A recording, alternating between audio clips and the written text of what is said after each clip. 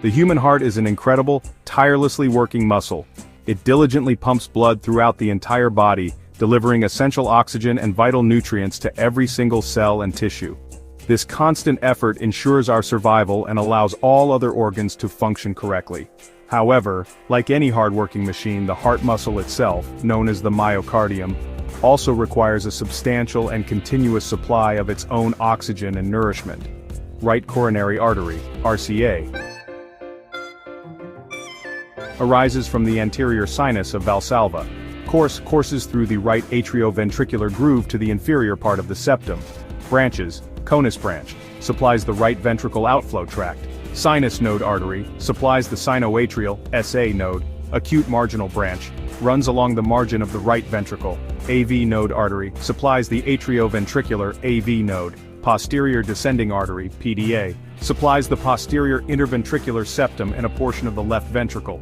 It needs a dedicated circulatory system designed specifically for its own sustenance, ensuring it can perform its critical role without faltering day in and day out. This dedicated system is comprised of the coronary arteries. These special blood vessels are the heart's personal lifelines. They originate from the aorta, the body's largest artery, right after it leaves the left ventricle of the heart. Think of the heart as a powerful engine. Just as an engine needs fuel lines to deliver gasoline, the heart needs coronary arteries to deliver oxygenated blood. These arteries are not large in diameter compared to some other major vessels, but their importance is immense. They must remain clear and functional to ensure the heart receives the energy it needs to beat consistently, around 100,000 times a day, pumping gallons of blood. Any disruption to this vital flow can have immediate and serious health implications, underlining their critical role in maintaining cardiovascular well-being and overall life. The intricate design of the coronary artery system is a testament to the body's remarkable engineering. These vessels are strategically positioned to cover the entire surface of the heart, ensuring that no part of the myocardium is left unsupplied. They dive deep into the muscle tissue, delivering their precious cargo to every hard-working cell. Understanding their structure and function is fundamental to appreciating heart health and the mechanisms behind various cardiac conditions. Their well-being is directly linked to our own, making knowledge about them incredibly valuable for everyone, not just medical professionals.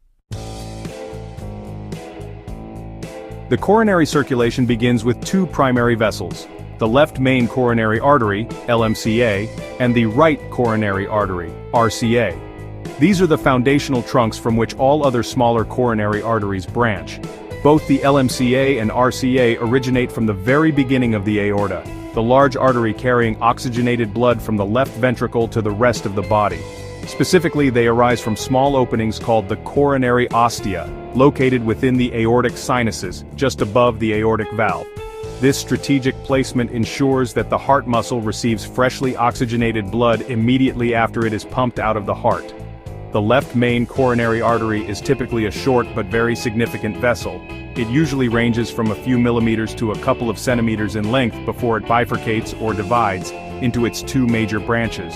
Because it supplies blood to a large and critical portion of the heart, including most of the left ventricle, which is the main pumping chamber, any blockage in the LMCA can be particularly dangerous and life-threatening. Its health is paramount for maintaining strong cardiac output and overall heart function, making it a key focus in cardiac assessments and interventions. The right coronary artery, on the other hand, travels down the right side of the heart, nestled in a groove between the right atrium and the right ventricle known as the coronary sulcus. The RCA is generally longer than the LMCA before it gives off its major branches. It is primarily responsible for supplying blood to the right atrium, the right ventricle, and often crucial parts of the heart's electrical conduction system, such as the sinoatrial, SA, node, and the atrioventricular, AV, node. These nodes are essential for regulating the heart's rhythm, so proper RCA function is vital for a steady heartbeat. Both the LMCA and RCA, despite their distinct paths and the different regions of the heart they primarily serve, are equally vital for comprehensive cardiac perfusion. They ensure that all parts of the heart muscle receive the oxygen and nutrients needed to function effectively. Variations in their anatomy, such as their exact origin point or branching patterns, can exist between individuals, but their fundamental role remains the same: to sustain the heart muscle. Understanding these two main arteries is the first step in comprehending the entire coronary network and its importance. The left main coronary artery, after its short course, typically divides into two major branches, the left anterior descending artery, LAD, and the left circumflex artery, LCX.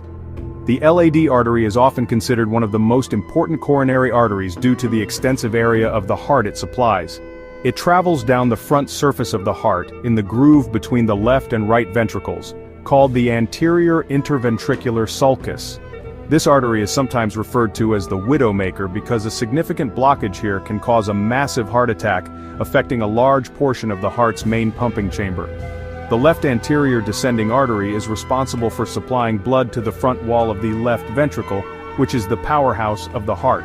It also nourishes the anterior two-thirds of the interventricular septum, the muscular wall separating the left and right ventricles, and the apex, or the tip, of the heart. Its branches, including diagonal branches and septal perforators, further distribute blood deep into these critical muscular regions. Proper blood flow through the LAD is absolutely essential for the left ventricle to contract forcefully and efficiently pump blood to the entire body. The other main branch of the LMCA is the left circumflex artery, LCX. This artery courses along the groove between the left atrium and the left ventricle, the atrioventricular groove, towards the back of the heart. The LCX supplies blood to the left atrium and the side, lateral, and back, posterior walls of the left ventricle. In some individuals, about 10 to 15% of the population, the LCX also gives rise to the posterior descending artery, PDA, a pattern known as left dominance. The LCX often sends out obtuse marginal branches that run along the left ventricular free wall. The right coronary artery, RCA, also gives off several important branches as it travels along the right atrioventricular groove. One of its early branches is the right marginal artery, which supplies the free wall of the right ventricle. As the RCA continues towards the back of the heart, in most individuals, a pattern called right dominance, occurring in about 70 to 85% of people, it gives rise to the posterior descending artery, PDA. The PDA runs down the posterior interventricular sulcus, supplying the inferior wall of both ventricles and the posterior one-third of the interventricular septum. The RCA also typically supplies the SA node and AV node. The paramount significance of the coronary arteries lies in their direct role in maintaining the health and functionality of the heart muscle. A consistent and adequate supply of oxygenated blood is not just beneficial, but absolutely critical for every heartbeat.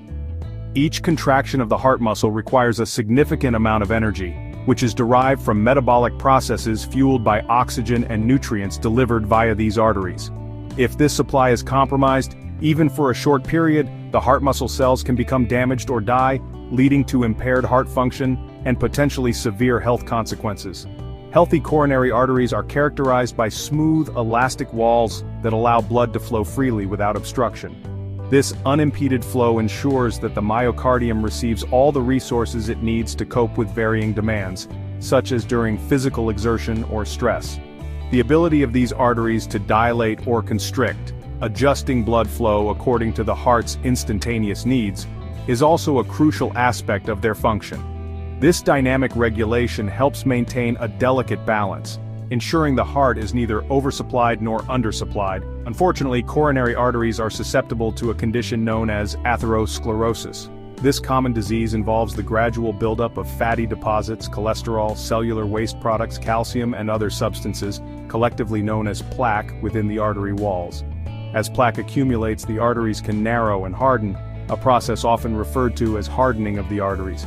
This narrowing, called stenosis, restricts blood flow to the heart muscle. If the restriction becomes severe, the heart muscle may not receive enough oxygen, especially during times of increased demand, leading to symptoms like chest pain or discomfort, known as angina. If a plaque deposit ruptures or cracks, a blood clot can form at the site, potentially completely blocking the artery. This abrupt cessation of blood flow to a portion of the heart muscle causes a heart attack, or myocardial infarction. The affected heart muscle cells, deprived of oxygen, begin to die, leading to permanent damage. The extent of the damage depends on the size of the blocked artery and the duration of the blockage.